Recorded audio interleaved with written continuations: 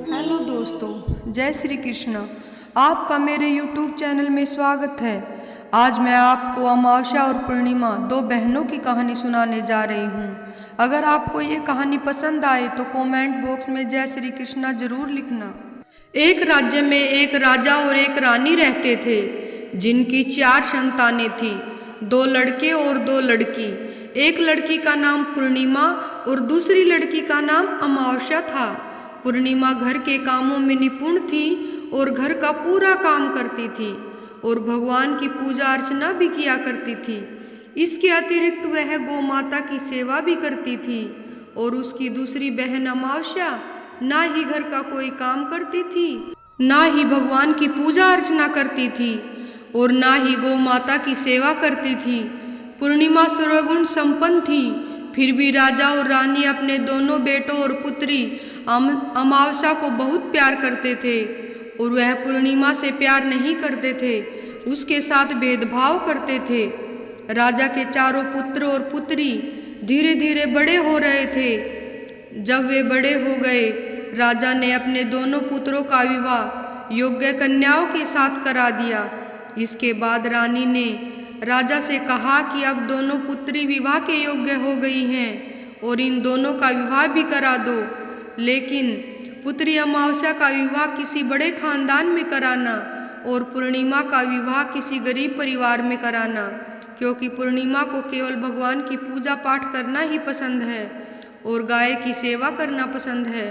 अब रानी ने राजा को दोनों पुत्रियों का रिश्ता तय करने के लिए भेज दिया।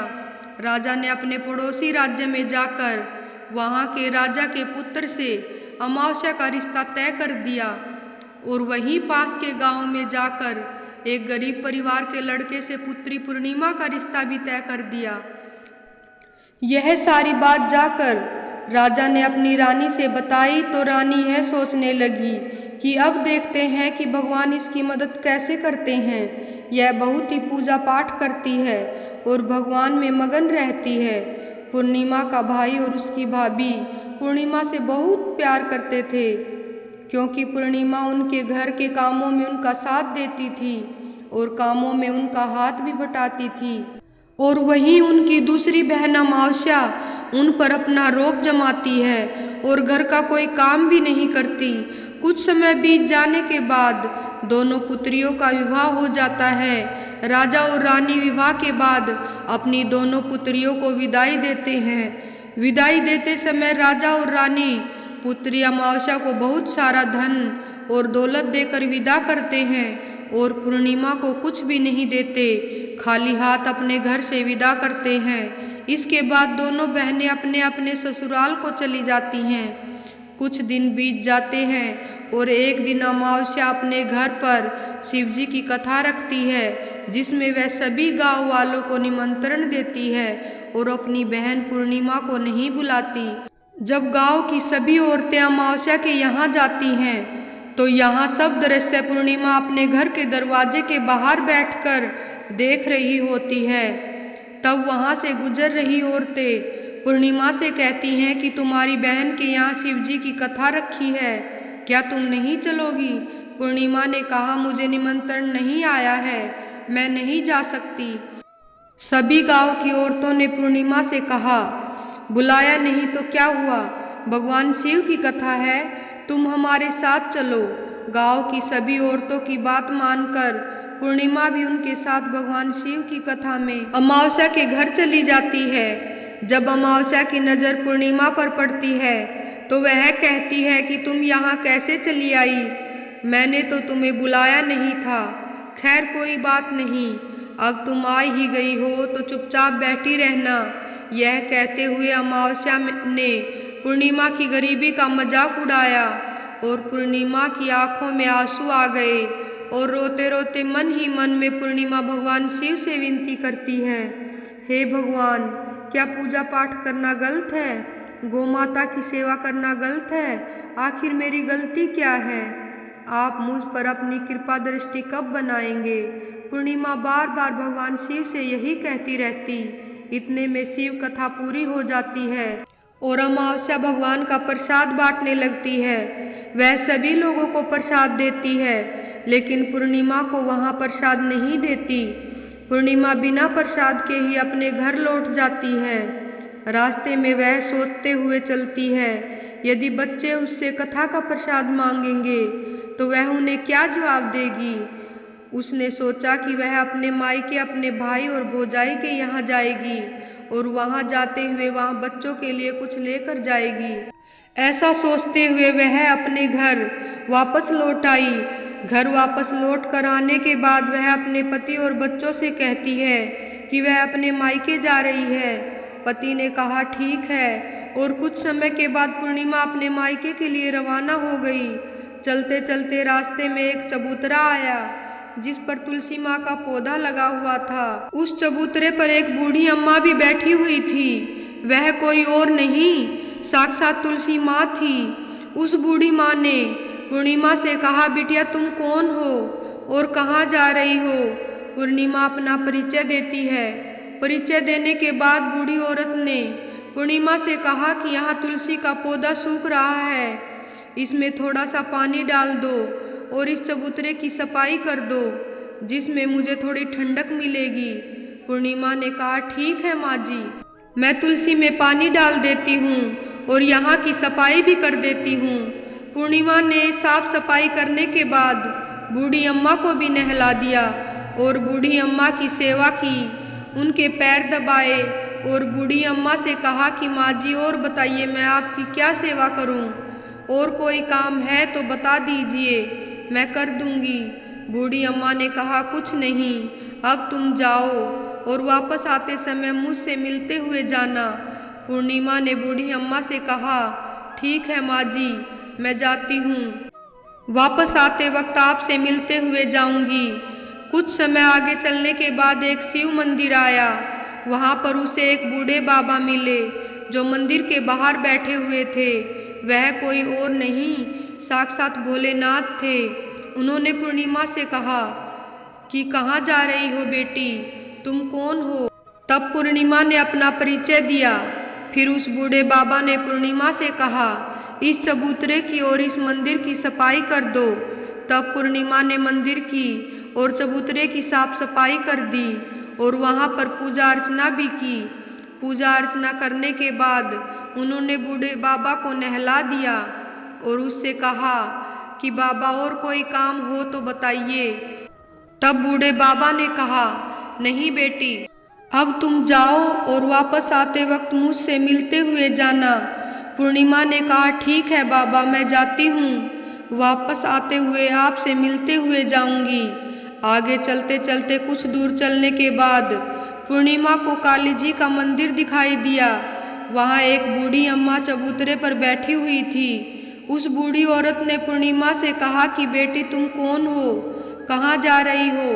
तब पूर्णिमा उस बूढ़ी औरत को अपना परिचय दिया। बूढ़ी औरत ने पूर्णिमा से कहा यहाँ पर सभी पूजा पाठ करने के लिए आते हैं, लेकिन मंदिर की सफाई करने के लिए कोई नहीं आता, इसलिए तुम मंदिर की और चबूतरे की साफ सफाई कर दो। पूर्णिमा ने कहा ठीक है माता जी। पूर्णिमा मंदिर की और चबूतरे की साफ सफाई कर देती है और पूजा पाठ भी करती है और माता जी का श्रृंगार भी कर देती है और उस बूढ़ी अम्मा को नहला भी देती है और बूढ़ी अम्मा के पैर दबाती है और कहती है कि सभी काम हो गया है माँ जी, और कोई काम हो तो बताइए। बूढ़ी अम्मा कहती है कि नहीं बेटी, अब तुम जाओ, लेकिन वापस आते वक्त मुझसे मिलते हुए जाना।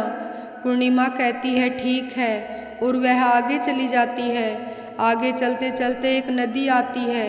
वहाँ भी एक बूढ़ी अम्मा बैठी रहती है और वह कहती है कि बेटी तुम कौन हो और कहाँ से आई हो। उसे भी पूर्णिमा अपना परिचय देती है। बूढ़ी औरत पूर्णिमा से कहती है कि नदी पर स्नान करने तो यहाँ सब आते हैं, लेकिन यहाँ की साफ सफाई कोई नहीं करता, इसलिए तुम इस किनारे की साफ सफाई कर दो। पूर्णिमा कहती है ठीक है माँ जी, और वहाँ की साफ सफाई कर देती है और उस बूढ़ी अम्मा के पैर भी दबा देती है और कहती है माँ जी और कोई काम हो तो बताइए। बूढ़ी औरत कहती है कि कुछ नहीं बेटी, तुम जाओ, लेकिन वापस आते वक्त मुझसे मिलते हुए जाना। वहाँ नाव में बैठकर नदी के दूसरे किनारे पहुँच जाती है और वहाँ अपने मायके पहुँच जाती है। वहाँ पर पूर्णिमा के भाई और भाभी उसे देखकर बहुत खुश होते हैं और पूर्णिमा की बहुत खातिरदारी करते हैं और उससे बहुत सारी बातें करते हैं और कहते हैं कि बच्चों को भी साथ में लेकर आती तो बहुत अच्छा होता। अब कुछ समय के बाद पूर्णिमा ने वापस अपने ससुराल जाने को कहा तो उसकी भाभी ने उसके लिए एक साड़ी दी और बच्चों के लिए कपड़े और खाने पीने की कुछ चीज़ें रख दी और कहा कि तुम बहुत दिनों के बाद आती हो। और पूर्णिमा की भाभी ने यह थैला पूर्णिमा के हाथों में थमा दिया और कहा कि जाओ और जल्दी वापस आना। इसके बाद पूर्णिमा वहाँ से अपने ससुराल के लिए रवाना हो गई और उसी नदी के किनारे पहुँची और नाव में बैठकर दूसरे किनारे पर उतर गई। वहाँ पर उतरने के बाद वहाँ पर उसने बूढ़ी अम्मा मिली जो साक्षात गंगा मैया थी। उस बूढ़ी अम्मा ने पूर्णिमा को एक थैला दिया और कहा कि इसे तुम अपने घर जाकर ही खोलना। अब पूर्णिमा के पास थैले हो गए। उन्हें लेकर पूर्णिमा वहाँ से रवाना हो गई। आगे कुछ चलने के बाद काली माँ का मंदिर आया। वहाँ पर काली माँ बूढ़ी माँ के रूप में विराजमान थी। उसने कहा, आ गई बेटी पूर्णिमा। पूर्णिमा ने कहा, हाँ माँ जी मैं आ गई। तो काली माँ ने उसे एक थैला दिया और कहा कि यह थैला अपने घर जाकर खोलना। अब पूर्णिमा के पास 3 थैले हो गए थे। तीनों थैले लेकर पूर्णिमा आगे बढ़ी। कुछ दूर जाने पर शिव जी का मंदिर आया। वहाँ बूढ़े बाबा के रूप में शिव जी स्वयं विराजमान थे। बूढ़े बाबा ने कहा, पूर्णिमा तुम वापस आ गई। पूर्णिमा ने कहा, हाँ बाबा मैं वापस आ गई। बूढ़े बाबा ने भी पूर्णिमा को एक थैला दिया और कहा कि यह थैला तुम घर जाकर ही खोलना। पूर्णिमा ने कहा, ठीक है बाबा। अब पूर्णिमा के पास 4 थैले हो गए थे। अब पूर्णिमा चारों थैलों को कैसे ले जाती। उसने एक पुरानी साड़ी निकाली और उन सभी थैलों को एक गट्ठड़ बना लिया और सर पर रखकर वहाँ से रवाना हो गई। कुछ दूर जाने के बाद उसे तुलसी माँ बूढ़ी औरत के रूप में मिलती है और कहती है, पूर्णिमा तुम आ गई। पूर्णिमा कहती है कि हाँ माँ जी मैं आ गई। वह बूढ़ी औरत भी उसे एक थैला दे देती है और कहती है कि यह थैला तू अपने घर जाकर ही खोलना। पूर्णिमा कहती है, ठीक है माँ जी। अब पूर्णिमा के पास 5 थैले हो गए थे। पूर्णिमा वहाँ से रवाना हुई तो वापस अपने घर पहुँच गई। पूर्णिमा ने एक गट्ठड़ को नीचे रखा और सबसे पहले अपने मायके का थैला खोल कर देखने लगी। उसमें बच्चों के लिए अच्छे अच्छे कपड़े और खाने पीने की चीज़ें थी और उसमें कुछ गहने भी थे। पूर्णिमा ने कपड़े अपने बच्चों को दे दिए और खाने पीने की चीज़ें भी बच्चों को दे दी। बच्चे यह सब पाकर बहुत खुश थे। अब पूर्णिमा ने दूसरा थैला खोला जो उसे गंगा मैया ने दिया था। उसमें ढेर सारे हीरे जवाहरात सोना चांदी आदि थे। इसके बाद अब पूर्णिमा ने तीसरा थैला खोला जो उसे काली माँ ने दिया था। उसमें बहुत सारा सोना श्रृंगार का सामान भरा हुआ था। उसके बाद पूर्णिमा ने चौथा थैला खोला जो उसे भगवान शिव ने दिया हुआ था। उसमें बहुत सारा धन संपत्ति से भरा हुआ था और बहुत सारी खुशियाँ भरी हुई थी। इसके बाद अब पूर्णिमा ने 5वां थैला खोला जो उसे तुलसी माँ ने दिया था। उसमें चावल दाल और 7 प्रकार के खाने की चीज़ों से भरा हुआ था। अब पूर्णिमा के घर में किसी भी चीज़ की कमी नहीं थी। उसका घर धन धान्य से भरा हुआ था और परिपूर्ण था।